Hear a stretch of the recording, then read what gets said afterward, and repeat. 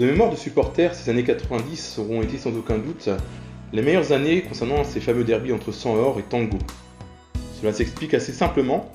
Durant toute cette décennie, Manceau et Lavallois croiseront le fer sans discontinuer dans ce qu'on appelait alors le championnat de France de 2ème division ou encore Super D2 au milieu des années 90.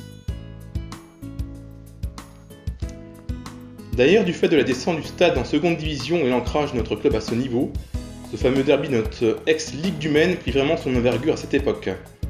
Au début des années 90, suivant les ambitions sportives de chacun, Lavallois et Sang-Or se croiseront à maintes reprises avec un léger avantage côté Tango.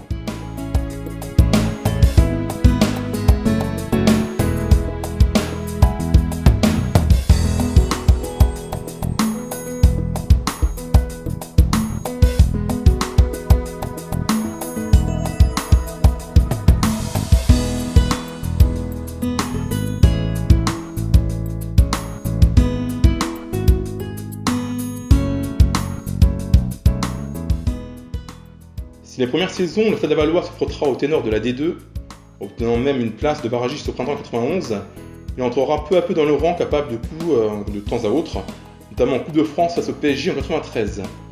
Côté Manceau, le club commencera à se mettre en place progressivement et fit parler de lui dès la saison 91-92, obtenant également le droit de disputer des barrages d'accession pour la première division face au Racing Club de Strasbourg au stade de la Méno.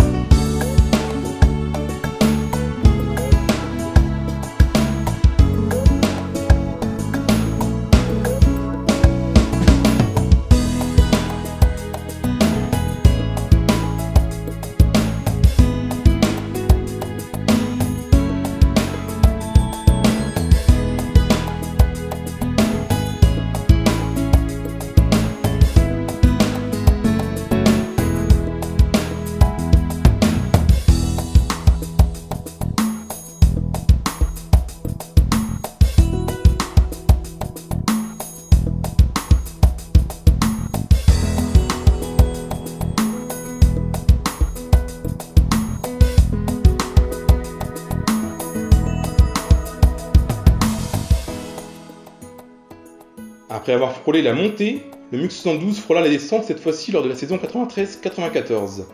Voilà tout le paradoxe et le charme de notre sport. Fort heureusement, le MUC 72, sous la houlette d'un duo d'entraîneurs assez inédit, composé à l'époque de Thierry Froger et Bernard Guédé, soit notre club in extremis d'une descente qui aurait pu signer la disparition pure et simple du MUC 72 sur l'échiquier du football français. Au milieu des années 90, les rapports de force entre les deux formations étaient assez égaux d'un côté comme de l'autre, chacune jouant son va-tout dans ce championnat de 2ème division. C'est d'ailleurs à cette époque que les deux clubs faillirent monter, chacun après l'autre, au plus haut niveau.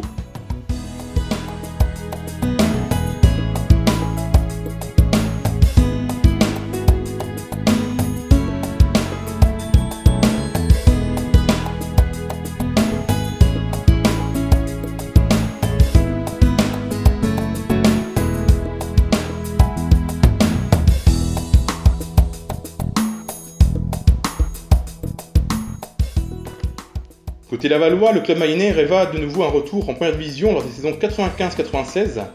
Au coude à coude avec Nancy pour la 3ème place, les Lavallois donc seront défaits lors de la 42e et dernière journée de championnat et donc les espoirs de montée s'envoleront à cette occasion.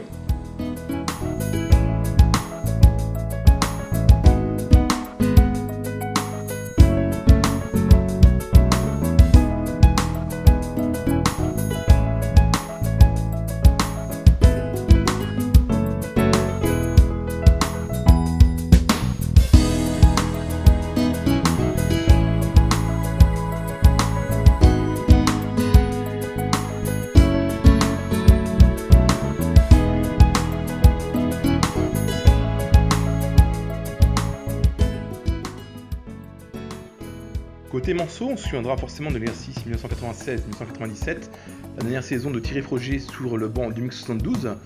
Notre équipe composée de joueurs d'expérience comme Bob Senoussi, Nicolas Debord, Olivier Pignolet et Patrick Van Ketz brillait sous le maillot sang et or au point de filtrer avec la montée une bonne partie de la saison.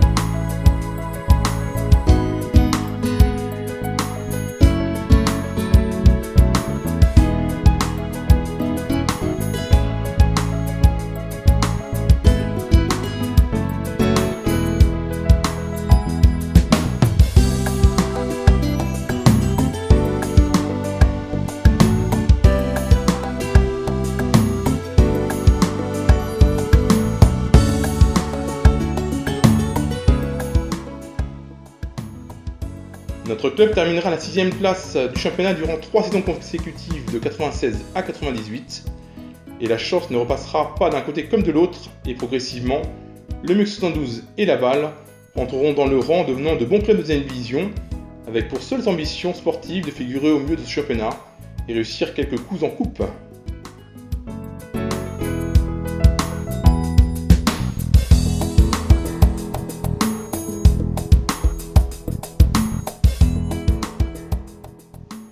Et puis arriva cette fameuse saison 1998-1999. Un exercice difficile sportivement, mais qui marquera toute une ville fière de son club. En difficulté en championnat, les Patrick Regnault, Fanzel, Dabiri, Bakary, Revillet et Momo Adadou se réveillèrent en effet en Coupe de France pour notre plus grand bonheur. Clermont-Ferrand à l'extérieur, le Stade Rennais, puis le Stade Lavallois passèrent tour à tour à la Moulinette, notre bon vieux stadion Bollé, ressuscité pour l'occasion. Le MUC 72 en demi expédia les tangos à leurs chères études et c'est toute une ville en transe qui poussera notre équipe qui s'inclinera finalement aux portes du Stade de France face au CSE Nord-Ardennes.